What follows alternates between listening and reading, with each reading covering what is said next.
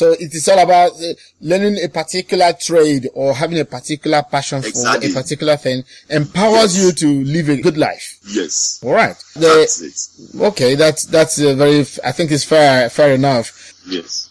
Give it that kind of definition where you have to develop with the process where you have to go through. Every youth has to go through that. And the empowerment is the skills you need to have, the kind of skill set you need to have to really express yourself in the world. Yes. Okay. So, do you have a recipe for success for any youth anywhere in the world? Yes, there are recipes. That question was a bit confusing for me because I didn't really know the area you are targeting. But definitely there are recipes for success. That is normal.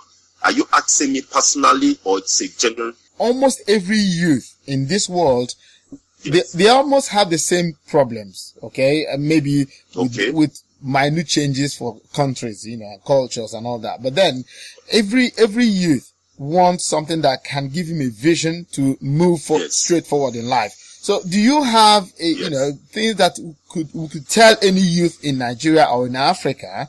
Let's take an example in Nigeria or in Africa and say, okay, if you follow this line, you would go through this. You would succeed because success is very, very vast. Okay. But at least you'll be able to express yourself in the world.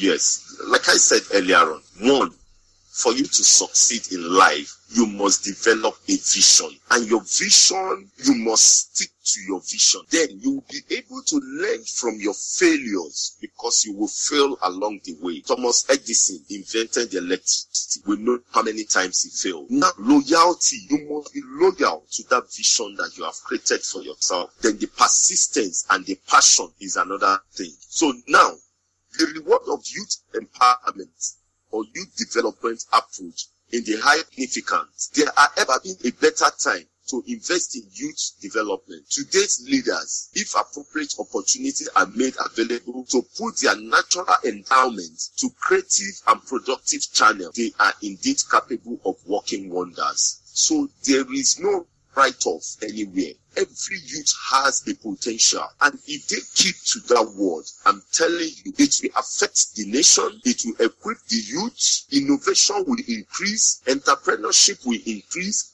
employment will reduce, national development will come up, and lot of things will come. That is very, very profound, because when you develop a youth, you are developing the nation more or less, because the youth will become an adult tomorrow, and he has to be able to express himself, because violence comes when somebody is not able to express himself. So the anger in him will boil over and he begins to destroy the things around him. So I believe the best we can do is to channel the energy. Like you said, every youth has something good in him. So our job, at the job of the nation or our leaders, is to identify all those positive things in every youth and then try to see a way of harnessing it, try to see a way to improve on that. Because I believe every human being has a potential. We all have a potential. We're born to express ourselves in different ways. Yes. One of the best things that can happen to any individual is when he discovers exactly what it is and then begins to work towards that thing that will make him a better person tomorrow. And so I think suffering or the unhappiness comes when somebody is not able to express himself for any reason, be it financial, environment, or whatever. I think that is where frustration comes in. People are frustrated when they are not expressing themselves. And that is very wrong. That's very wrong. But anyhow, any youth listening to us today would understand that the power to change is in him or her. So he should also not wait for because God will not come down from heaven to help him. Okay? So, yes, because we always believe in God help me, but God will not come down to help you.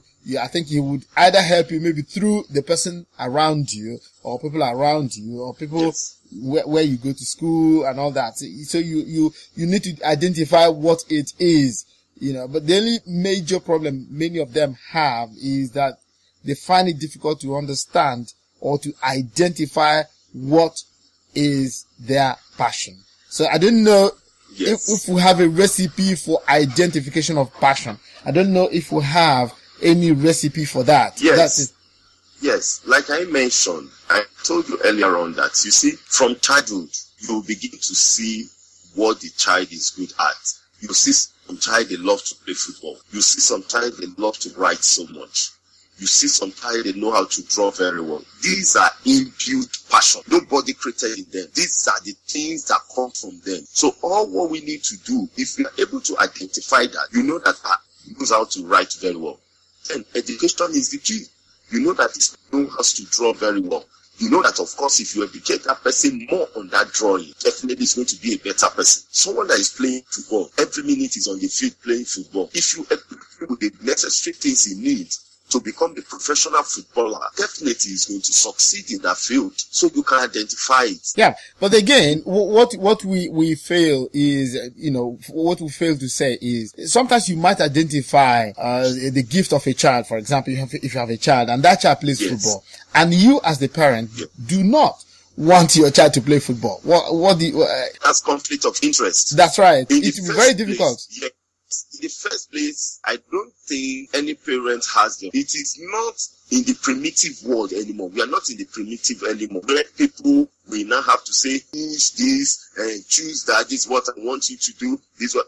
Gone are those days. Now let the child be what he wants to be. He has his life to live. Why even the parent has his life to live? The work that the parent is doing presently, if someone else force another job for that particular parent, I believe the parent wants it. So why forcing the child in the first place?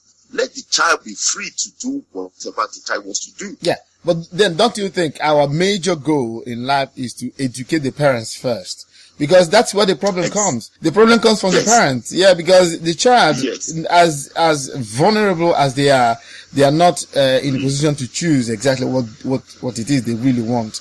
Even though we can identify their passion, the problem is that the parents have an overriding interest to see that child does something that he or she wants.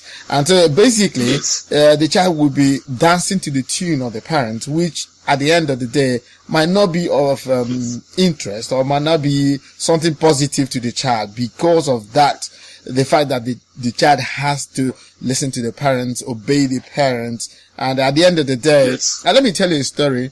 There was a man who went to university to study medicine, to become a doctor, just because the father wants him to become because everybody in the family is a doctor. So he said, you have to become a doctor.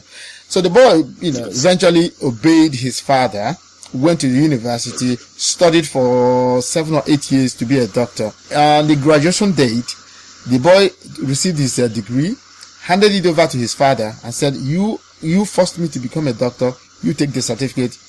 I am away. I'm off, and I want to go and learn something new. How about that? Is it. Let me tell you, there is another area. There is another point to it. Now, most of the things the parents have their own responsibility, and they also fail in their responsibility. Now, you want a child to be a doctor. If you start talking to the child right from birth, and you let the child to see that vision that you want to become a doctor, that he or she wants to be a doctor.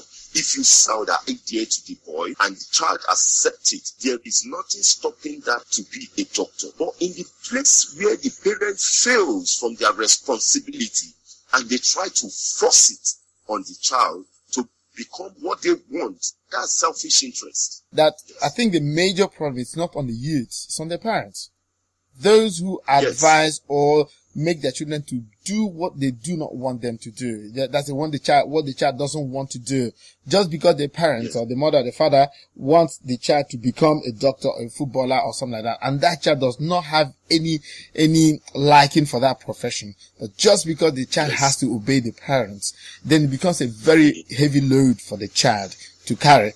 And so you go through school learning something that does not interest you for any reason. Okay, but then you have to obey your parents, and I think that's one of the biggest sources of failure, when the child is not allowed to choose what he or she wants. And secondly, even if the child chooses, the parents sometimes do not accept the choice of the child. And so that is a conflict, it brings a conflict, and you cannot learn when you are not happy doing it. It's an eternal questioning. We would always ask questions on this, because tomorrow, even youths of today who will become parents tomorrow, right, in the next 5-10 years, will become parents. Exactly. They will still commit this offense. Exactly. See, so I think it's something that has to go with the world. When you have a vision and your child has a different vision, so how do you combine? How do you negotiate your vision? How do you do that? Yes. Do you obey your parents first and then express yourself later in life, when sometimes it might be too late? Okay, can you imagine the guy who went to the university, studied for 7 years, graduated as a medical doctor, but did not practice one day to be a medical doctor? I mean, yes, we have a lot of them like that. Right. So even today, as we're talking, some people also are in the same situation. There are people in the university today, they are studying because their parents want them to study a particular course. For example, if your parents want you to be a lawyer and you never liked anything about law, so that means you stay like 5 years in the university studying something that you might not even use. Okay? So for me, somehow it's a waste of time, even though we could say that education is not a waste. But then, if you use that same 5 years to perfect your passion, I am sure you would succeed much more bigger than if you spend your time reading or studying for something you might not even use tomorrow. I'm Nwodi, a Nigerian. I am an international youth advocator, communicator, and a motivator. And I love youth empowerment program that orientate the mindset of the youth. I'm the founder of Students Without Borders International, right in Cotonou and in Nigeria since 2006. I'm from Delta State, and I graduated from Universite D'Abomey Calavi, Republic of Benin, with a Bachelor of Arts. I also have a diploma in journalism and certification in project management. I am admirable listening ability, remarkable resource person, astounding capacity for initiative. I have organized various seminars, workshops, conferences, and I have attended various local and international conferences. I've got a lot of awards in the course of my humanitarian services. I'm a Christian. I am married to Mrs. Jane Nwodi, and I have a lovely boy. I love music, traveling, reading, inspirational books, and part people life. And I have passion for humanitarian services. My philosophy of life says proper planning prevents poor performance. This podcast was brought to you by the Motivational Radio France with their host, Lonjagon Barris.